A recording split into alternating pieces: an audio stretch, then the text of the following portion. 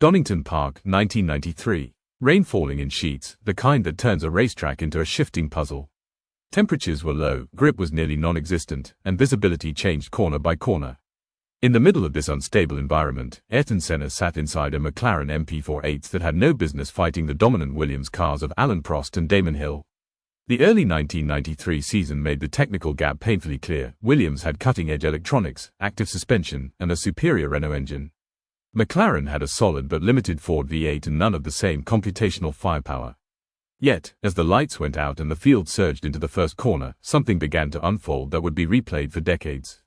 Senna lost a position, slipping to fifth. Nothing about that moment suggested what was about to happen. But within seconds, the race would turn into a masterclass of instinct, car control, and raw talent. His first lap at Donington has been described in countless ways: impossible, supernatural, irrational. But every description still fails to capture the strangeness of what he achieved. In just under 1 minute, Senna interpreted the track differently than every other driver on it, turning physics into a suggestion rather than a limit. That lap is more than a highlight, it is a moment where pure human ability overruled machinery. As Senna entered the early complex of the lap, his first target was Carl Wendlinger. While the rest of the grid tiptoed across the soaked surface, Senna found lines that didn't seem to exist on camera. Through the Cranner curves, he positioned the McLaren on a slightly wetter part of the track to gain traction. It looked counterintuitive, but it allowed him to accelerate earlier. He overtook Wendlinger with no drama, climbing to fourth. Next came Michael Schumacher. Still early in his career, Schumacher was fast but cautious in the treacherous conditions. Senna, feeling the track evolve underneath him corner by corner, approached with a confidence that bordered on surreal. Taking an unconventional inside-outside hybrid line, he dispatched the Benetton with a fluidity that made the move seem rehearsed. Then came Damon Hill. The Williams was far superior, but superiority meant little on a flooded circuit. Senna approached Hill with a level of precision that only heightened the contrast between the cars. In the old hairpin and McLean's, he carved a path no one else dared challenge. The overtake was assertive yet controlled. Finally, Alain Prost, the four-time world champion, expected grip where grip wasn't available, and that hesitation cost him. Senna braked later, balanced the car perfectly, and completed the overtake into the Melbourne hairpin. From fifth to first in a single lap, in conditions that punished even the slightest error. The McLaren MP48 was a respectable car, but nothing more. It lacked the electronic sophistication of the Williams FW15C, which many still consider one of the most advanced Formula One cars ever built. Active suspension allowed the Williams to maintain optimal ride height and maximize grip automatically. The Renault V10 engine delivered more power and better response. Even the gearbox and traction control systems were steps ahead. Senna had none of that. His McLaren relied almost entirely on mechanical grip and his own ability to manage it. But what he lacked in technology, he compensated with his unmatched sensitivity to changing surfaces. In the wet, the advantage of Williams' electronics shrank dramatically. The track conditions neutralized much of the computational superiority, placing the outcome back into human hands. This was the environment where Senna thrived. He could feel micro changes in traction levels through his fingertips, through the seat, through the tires. He repositioned the car constantly to chase the smallest improvements in stability and grip. His understanding of wet weather dynamics was not theoretical. It was instinctive. Telemetry analysis from the race later revealed just how extraordinary Senna's control was. Where other drivers modulated the throttle cautiously, applying minimal power to avoid aquaplaning, Senna consistently pushed up to 40% more torque at exits without losing the rear. Engineers described this as borderline paradoxical. Even more impressive was his steering input. Instead of abrupt corrections, Senna operated with a stream of micro-adjustments. The wheel never moved suddenly, it danced. This constant fine-tuning allowed the McLaren to remain balanced even when the track conditions shifted from corner to corner. A key part of his technique involved avoiding the traditional racing line. In the wet, the rubbered in areas behaved like ice. Senna instead sought the rougher, less polished parts of the track, which provided better drainage and more predictable grip. To most drivers, these lines felt dangerously unorthodox. To Senna, they were opportunities. Behind the scenes, Ron Dennis and the McLaren engineers were stunned but not entirely surprised. They had seen flashes of Senna's wet weather brilliance many times before. Yet Donington was different. It was the perfect storm: a weak car, overwhelming rivals, and savage rain. Journalists in the media center began typing furiously, some already calling the lap the greatest in history while the race was still unfolding.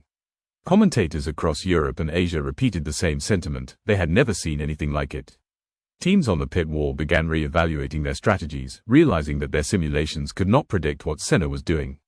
In an era when electronics was starting to rule the sport, a single driver was proving that human ability could still overpower the most advanced systems. As the race developed, Senna continued to dominate. He built a gap with calm consistency. While other drivers struggled with oversteer, aquaplaning, or unpredictable tire temperature swings, Senna maintained rhythm. The McLaren was not faster, but it was more alive in his hands. Every lap showcased the same micro-precision. He sought grip in odd places, changed lines repeatedly, and kept the car on the edge without crossing it. The gap to Prost and Hill grew with every sector. Donington's constantly shifting conditions made the race a driver's contest rather than a technological one.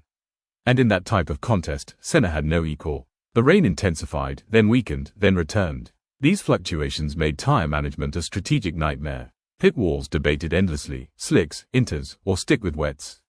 Many teams miscalculated, pitting at the wrong times or staying out for too long. Senna, however, remained calm regardless of tire choice. Even when McLaren made imperfect calls, he adapted instantly. The MP48s never looked unsettled under him, even in sequences where other cars slid across the track like they were on marbles. His adaptability became its own form of defense. No strategy error could drop him out of contention because he always compensated with on-track mastery. Throughout the race, Senna's onboard camera captured moments that would later become legendary. Every movement was precise. Every acceleration was deliberate. At several points, the camera visibly shook from the rain and bumps, yet Senna remained composed.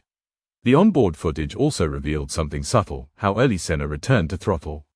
While others hesitated mid-corner, waiting for grip to stabilize, Senna trusted his ability to catch minor slides.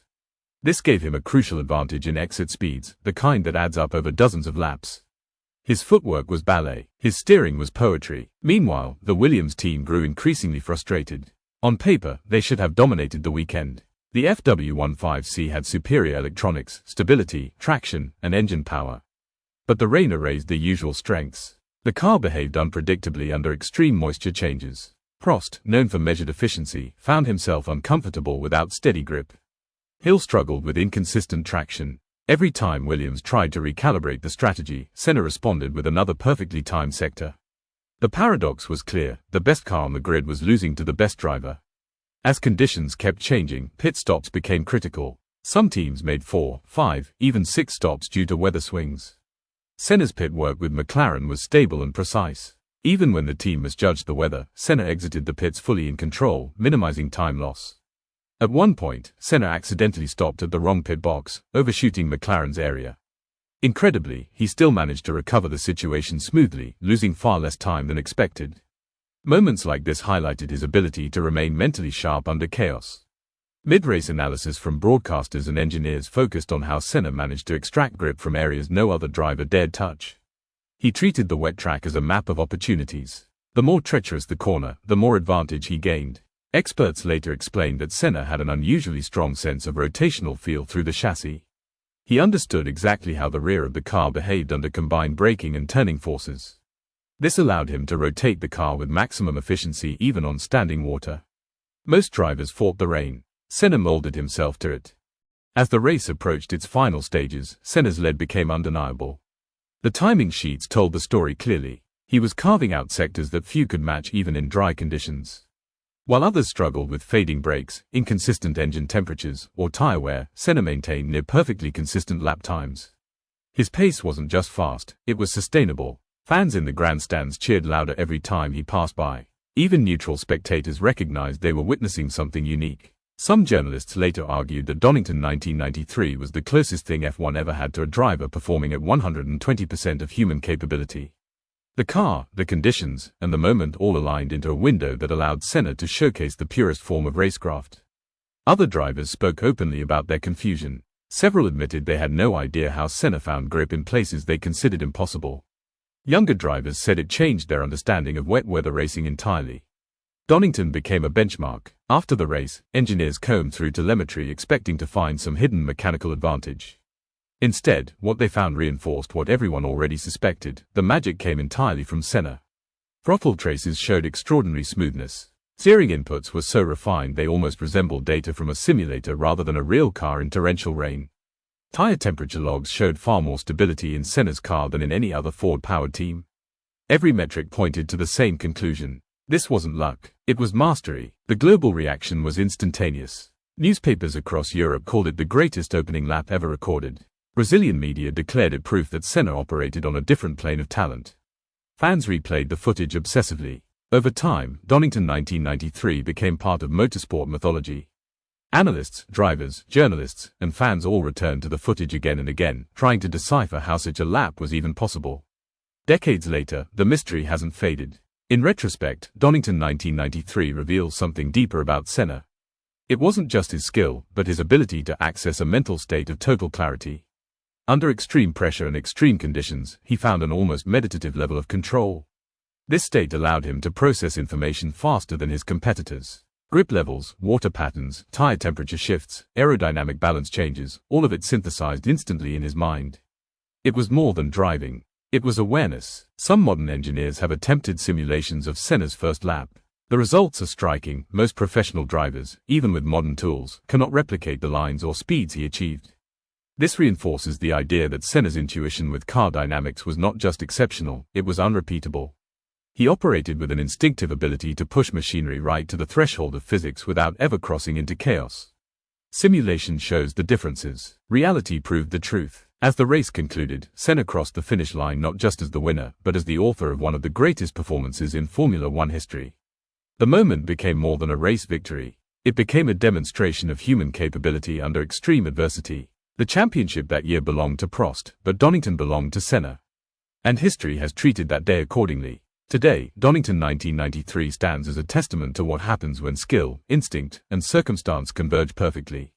It is a monument to driver-centric racing, a reminder that even in an era of overwhelming technology, pure talent can still override machinery. Senna's first lap remains an unsolved riddle, a moment where logic faltered and brilliance took over. And for many fans, engineers, and drivers, it is the clearest example of why Ayrton Senna is considered one of the greatest drivers to ever touch a steering wheel.